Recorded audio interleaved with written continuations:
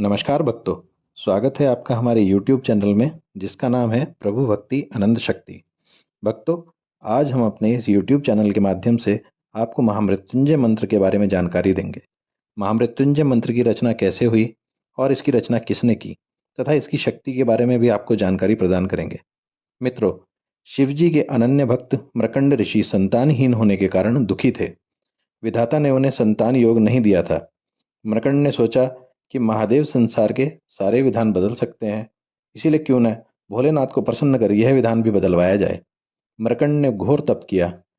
भोलेनाथ मृकंड के तप के कारण को जानते थे, इसीलिए उन्होंने उसे शीघ्र दर्शन नहीं दिए। लेकिन भक्त की भक्ति के आगे भोले झुक ही जाते हैं। महादेव प्रसन्न हुए। उन्होंने ऋषि को कहा कि मैं इस विधान को बदलकर तुम्हें पुत्र का वरदान दे रहा हूँ, लेकिन इस वरदान के साथ हर्ष के साथ तुम्हें विषाद भी होगा। भोलेनाथ के वरदान से मर्कंड को पुत्र प्राप्त हुआ, जिसका नाम मार्कंडे पड़ा। ज्योतिषों ने मर्कंड को बताया कि यह विलक्षण बालक अल्पायु है। इसकी उम्र केवल 12 वर्ष है। ऋषि का हर्ष विषाद में बदल गया। मर्कंड ने अपनी पत्नी को आश्वस्त किया कि जिस ईश्वर की कृपा से यह संतान हुई है, वही भोले इसकी रक्षा करेंगे। भाग्य को बदल देना उनके लिए बहुत ही सरल कार्य है। मार्कंडे बड़े होने लगे तो पिता ने उन्हें शिव मंत्र की दीक्षा दी। मार्कंडे की माता बालक की उम्र के बढ़ने के साथ साथ चिंतित रहती थी। उन्होंने मार्कंडे को अल्पायु होने की बात को बतलाया। मार्कंडे ने निश्चय किया कि माता पिता के सुख के लिए उसी सदाशिव भगवान से वे दीर्घायु होने का वरदान लेंगे, जिन्होंने उन्हें जीवन दान दिया है। 12 वर्ष पूरे होने को आए थे।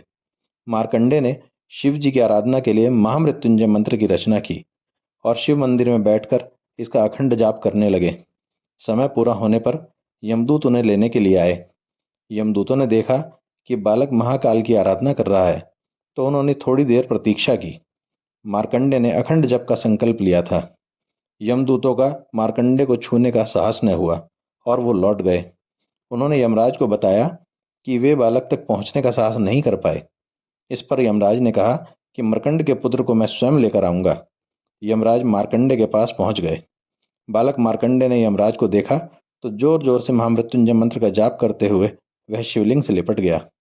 यमराज ने बालक को शिवलिंग से खींचकर ले जाने की चेष्टा की तो तभी जोरदार हुंकार से मंदिर कांपने लगा और एक प्रचंड प्रकाश से यमराज की आंखें चुंधिया गई।